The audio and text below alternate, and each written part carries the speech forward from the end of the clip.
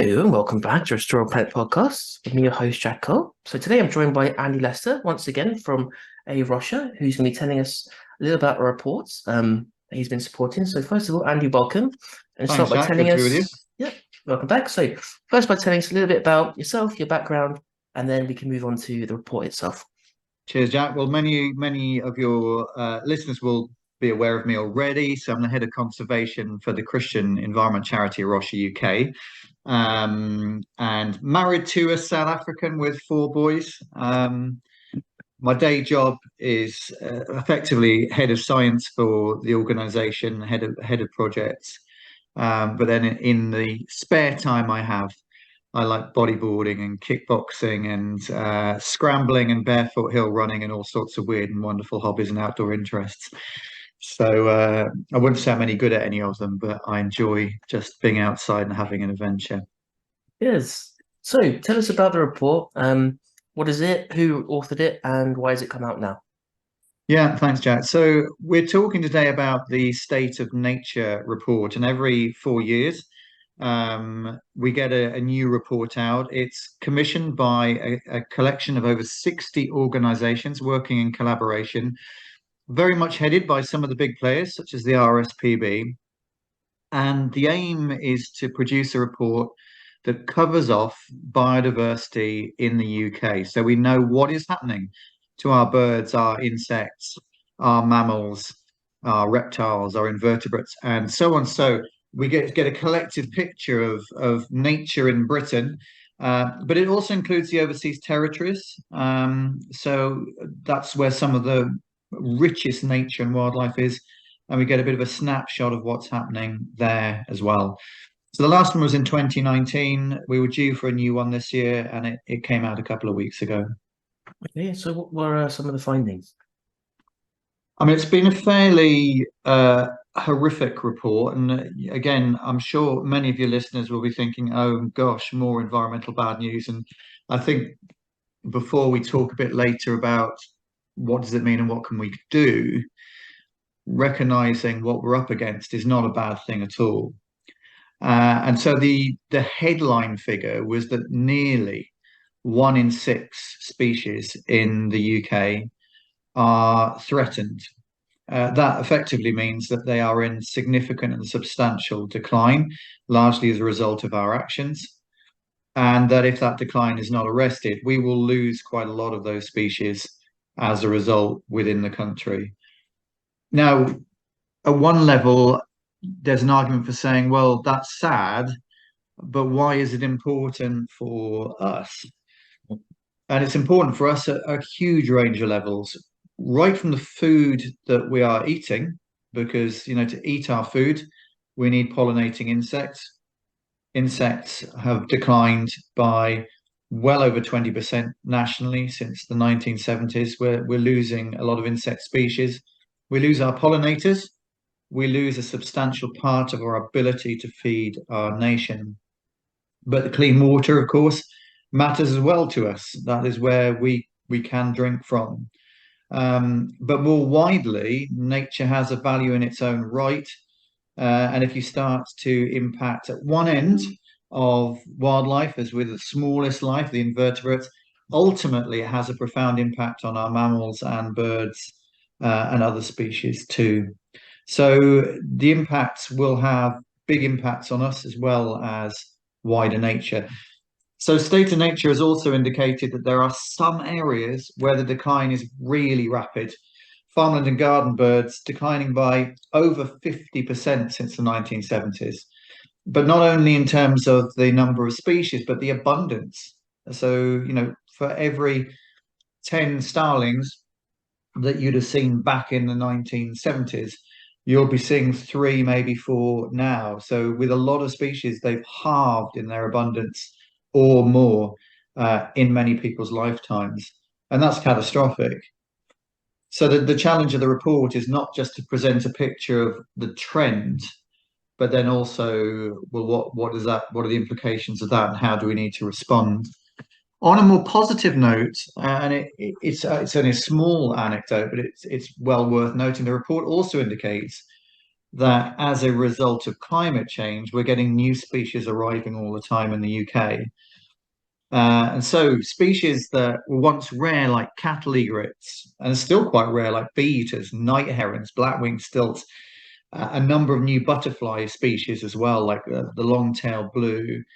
We are seeing more and more exotics arriving on our shores, and that's largely because they're being pushed north because of drought and heat. But as they're arriving, they're thinking, actually, UK is not quite as bad as we thought it was. So new species are setting up home, as well as the fact that we're losing a lot of the more northern and upland specialty species, which are retreating faster than any other groups. What are the biggest drivers behind this loss? So, as always with any report, it's hard to single out one single issue and saying that's it, that is the root cause, because the trends have been going on for a generation. And certainly in the early reports, the strong indicator was that intensive farming and overdevelopment of housing were two significant factors, along with water pollution. But the new kid on the block is climate change. When the 2019 report came out, it indicated that species were beginning to change their ranges and population as a result of climate change. With the 2023 report, the link is unequivocal. And so, as the figures around global warming and heating start to accelerate away, so it has a profound impact on our ability of birds and mammals to move, to migrate, to relocate. To give you one example, and that's a little tiny bird called a snow bunting. Snow bunting is a rare breeding species. It's a sort of semi-alpine species. It likes the high mountain tops in Scotland, and it is by and large a bird that is black and white in summer months. Why is it black and white?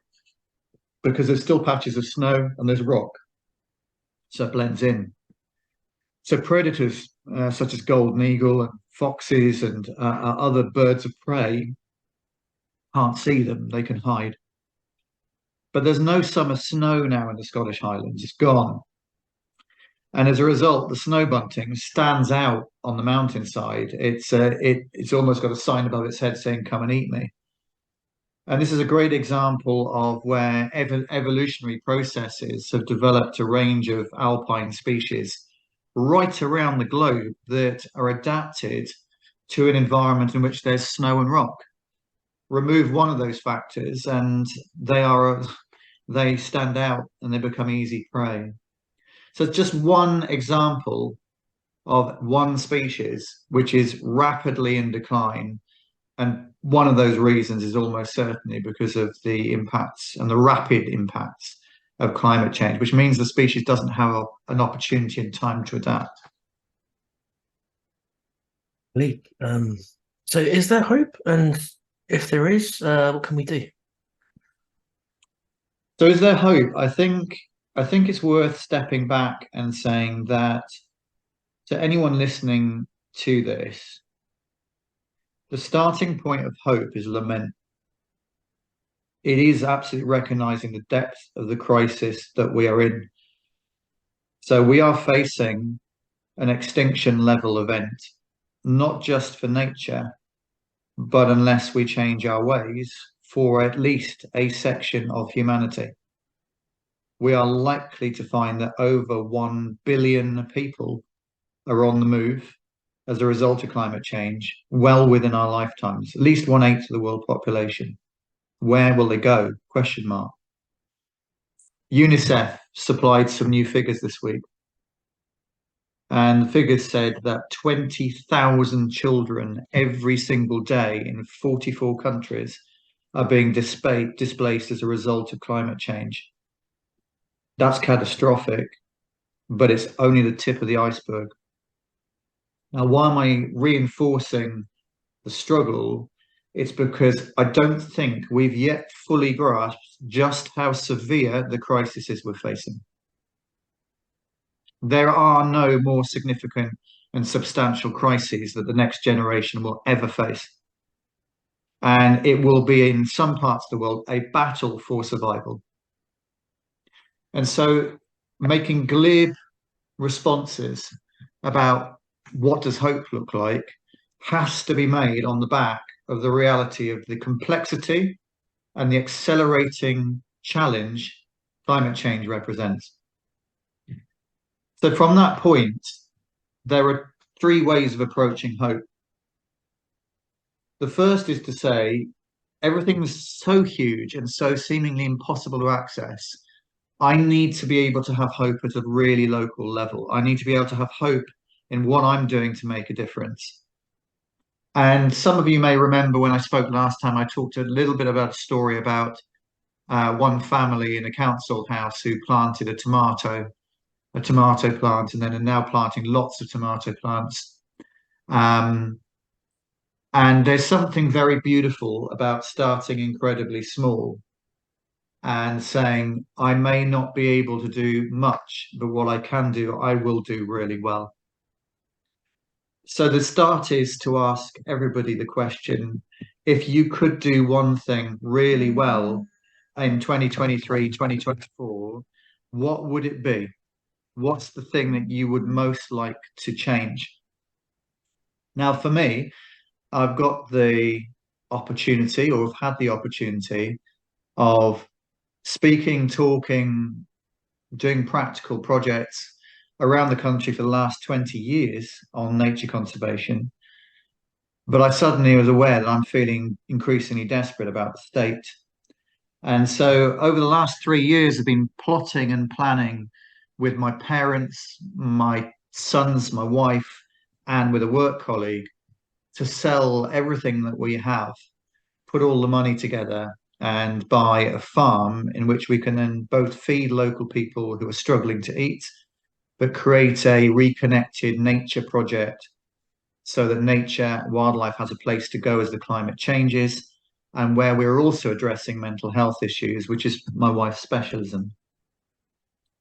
So that we've done that, we've bought the farm, we're in the process of demolishing and rebuilding a barn, and soon to sort out solar power and various other things. And then we start the project properly early next year. Why am I saying it is because we've got that opportunity and we've taken the risk. And I wake up in the morning thinking, what the heck am I doing?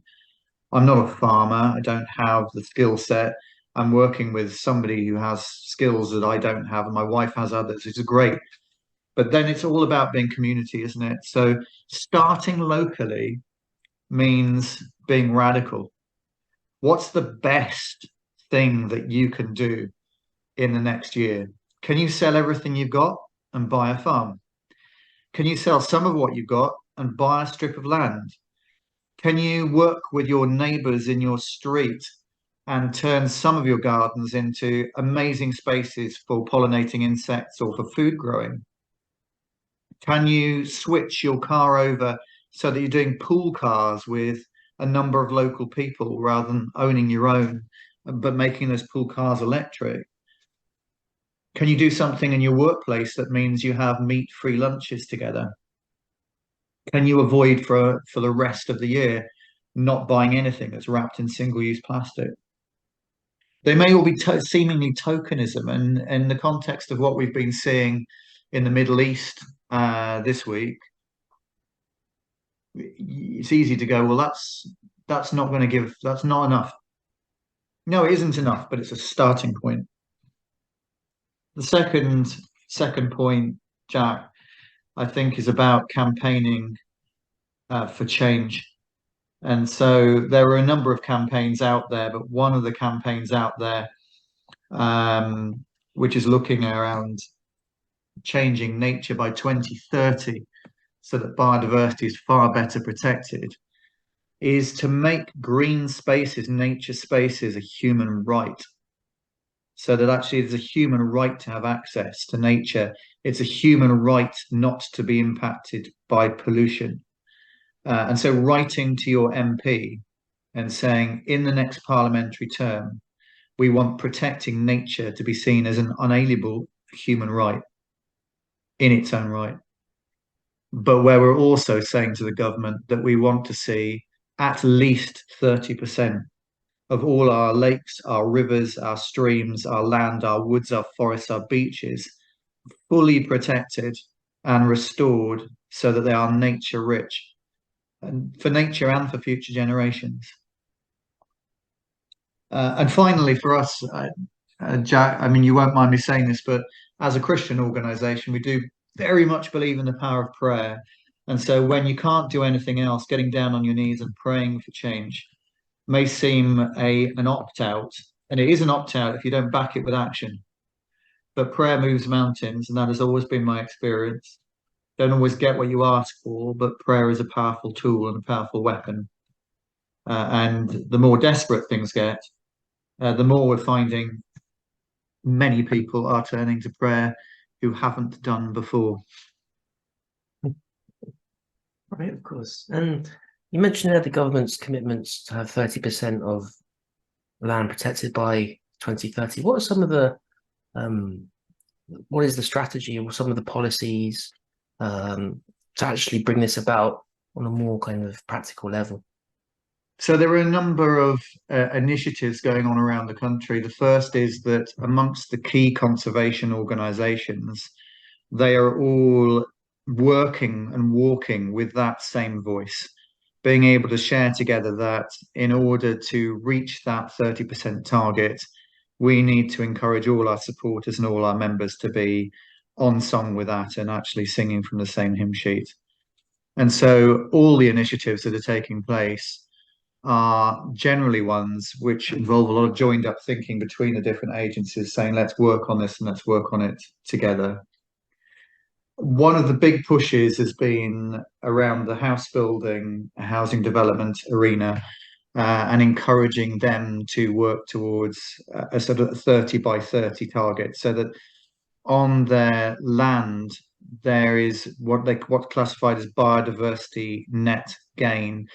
In other words, a house builder is expected to improve biodiversity on the level that it was at when they first put the houses in.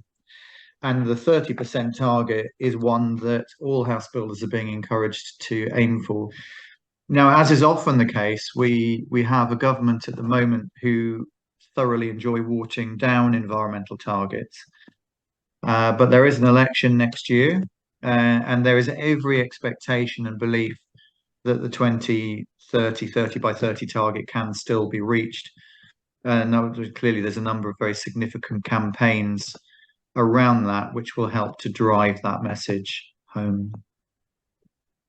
All right. So you mentioned a couple of questions back a few species that have been under threat. How does this tie into sort of things like food security, other forms of just keeping a safe, keep society going?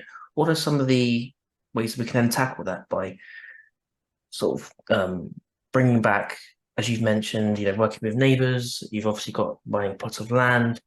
What are some of the ways that we could be a little bit more targeted with some of these species within that time frame? Because of course it's 20 by 30. You've mentioned that some species are down 50%, 60%. What are some of the things that be a little bit more practical, targeted, and within that time frame regarding sort of policies that could be brought in? So, I mean, I think not only have we got the 30 by 30 campaign and a lot of campaigns coming off the back of that, new ones this year, but also net zero is a big target. Many organizations are working towards net zero by 2050, which in our opinion is too little too late. We need to be working at that much quicker. But you mentioned food security, and I think this is really key. We are looking at the moment at 2023 being by far the warmest year and probably the wettest in some places on record. As we sit here today, the temperature, the threshold that we are trying to keep temperatures under, which is 1.5 Celsius, have been exceeded on precisely 86 days of the year. By the end of the year, we think that will be nearly 100. That means roughly 1/3-ish of the year has been over the target temperature that we need to stay under. Next year is going to be significantly worse than that. And that's partly because of El Nino, the cyclical climate effect, but it is exacerbated tenfold by the impacts of climate change. And for food security in the UK, it means it's harder to know when to plant. It's harder to know when to harvest. it's harder to know what to grow, and it's harder to know where to grow. Those are the four factors that the farming community are now facing. And it's not just a case of we need to change when we start sowing or we need to change when we start harvesting, because no 2 years are now the same. British years used to be quite predictable. They are now not. We used to have 4 seasons. We now don't. We have 3 at best. So the main change has been that we're getting much hotter summers with temperatures more equivalent to North Africa or the Mediterranean in many areas. We're getting extreme rainfall events at times of the year when you least need it. We're getting frosts that are not routinely happening in December and January, but might suddenly spark off in the middle of April or at the beginning of October. And so it's basically unpredictable. So that means that the farming and conservation community share the same dilemma of, if we're going to protect nature and we're going to protect our food resources, how on earth do we adapt? And that means really 5 things. It means, number one, new species. Being ready to bring in new tropical varieties, new drought-resistant varieties, new rain-resistant varieties. Number two, it means protecting landscape by letting grass, or for example, hay meadows, grow longer, or creating more shelter belts and more hedgerows, because we've got hedges where you've got long grass, we've got trees, you drop the temperature at the ground level. That helps to protect soils. The third is to restore our uplands by creating new woodlands, protect our peatlands, change the way we manage our uplands. That will also help to create and develop food security. The fourth is to act to protect our rivers from pollution, sewage, and soil runoff from extreme rainfall events. Again, that has a huge impact on our ability to grow food if our topsoil is being lost. The fifth one is an odd one to say, and that is recognize together that we don't have all the answers, but where we do have unbelievably creative minds. If we go back to the days of Charles Darwin's dad, so quite a while back, Erasmus Darwin. Erasmus Darwin was responsible for developing some of the beginnings of the theories of evolution before Charles was even on the scene. And one of the things he delighted in was a round table in which he got theologians, Christian leaders, secular leaders, thinkers, scientists, mathematicians, government ministers together in a closed space, but with a round table where there were no corners, there were no leaders, to dream up what could be possible for the future.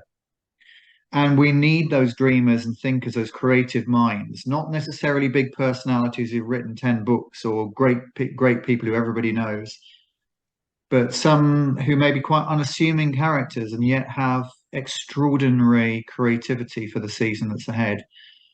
So I think for those listening, far more important than the campaigns or appeals, far more important than the individual actions, is answering the question, am I a creative person? Do I have imagination and creativity? Can I feed in to the solutions in this season?